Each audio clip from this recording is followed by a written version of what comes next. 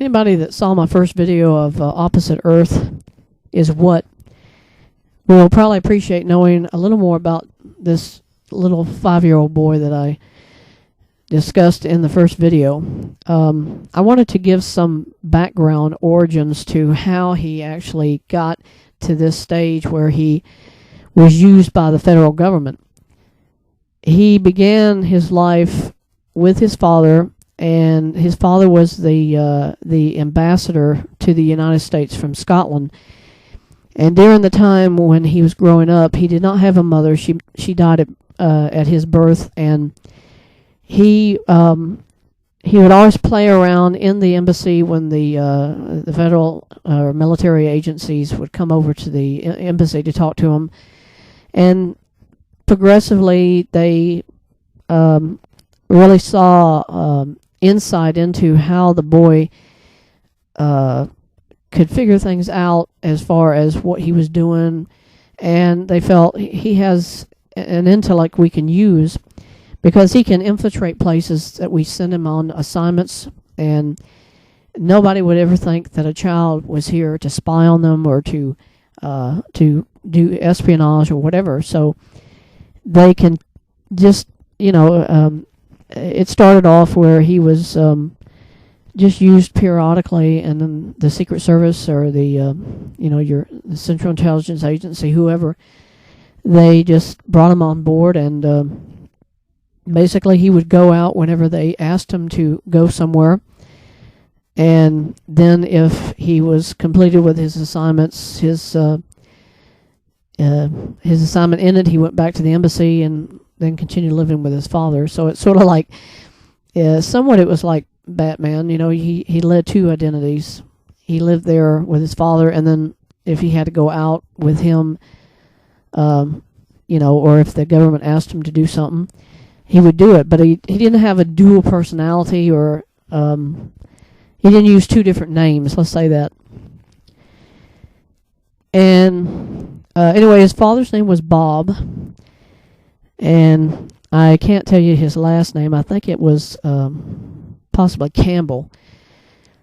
I can't really remember, but I know his father's name was Bob, and he always supported whatever the government asked his son to do, because here he is, a representative of Scotland. He's here in the United States serving as an ambassador, so it wasn't like he threw his son into it, because Jason did want to help the government of the United States, because Jason was born in the United States, even though his father's a Scottish ambassador.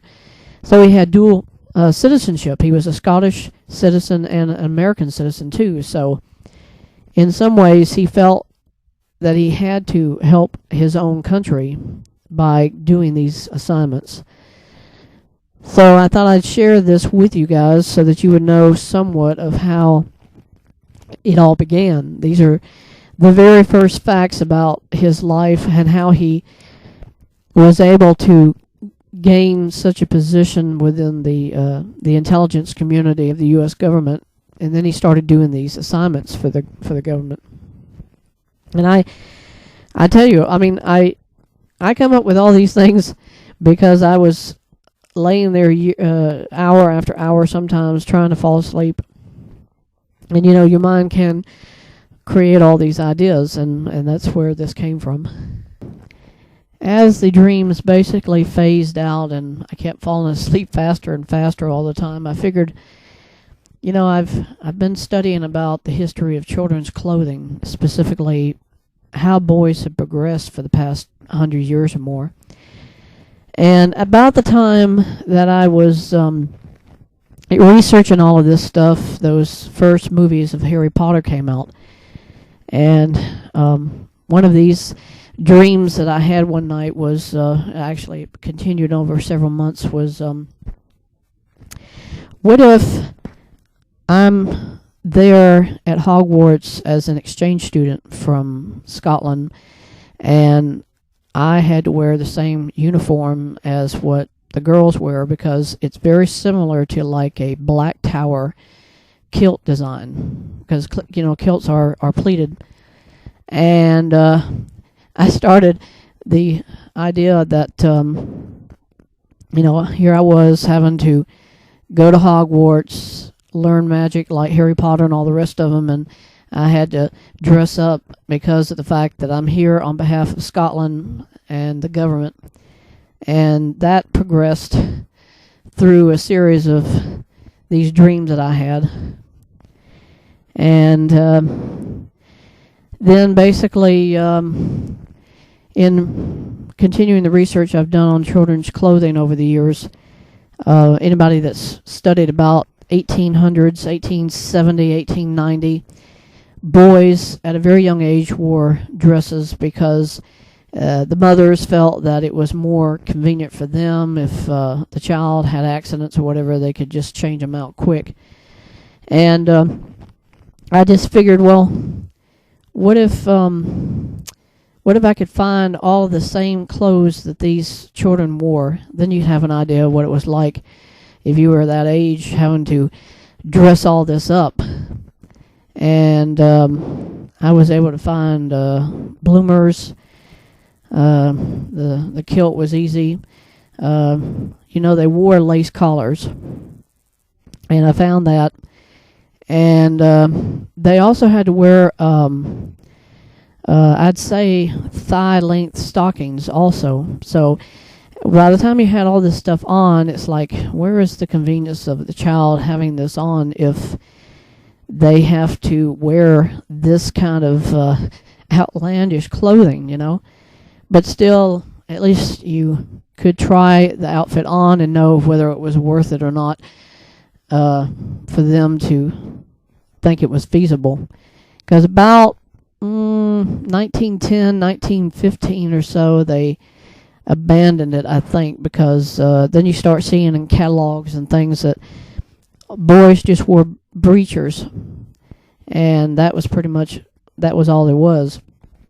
Because I've gone back to some older Sears catalogs, and they might mention infants wearing them and so forth, but as far as boys up to age 5 or 6, they didn't show nothing. So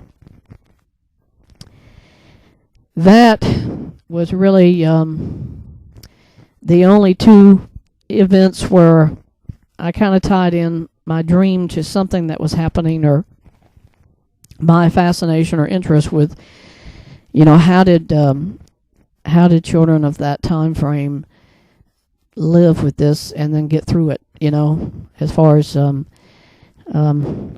you look up historical events, or as far as what people were wearing, like Prince Albert, who was Queen Victoria's son, they have photographs of him in dresses when he was young. And as they got older, it's like, they just went right on with their lives, and it never did, psychologically, it didn't affect them. Nothing happened to them. They just went right on with their lives.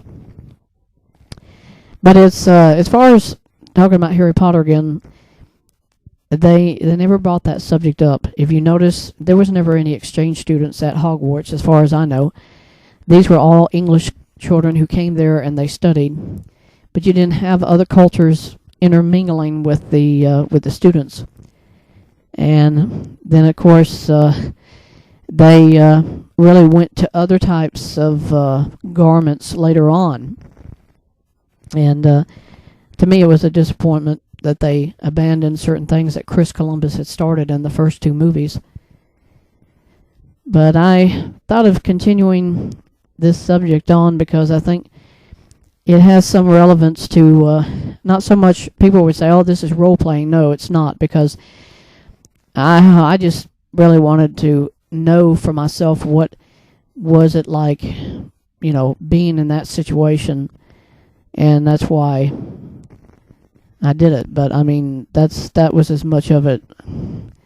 Plus, it gave you just something to pass out with, as far as remembering that again, it was continuing on these adventures that had started about just something to pass the time by, trying to make yourself fall asleep, Because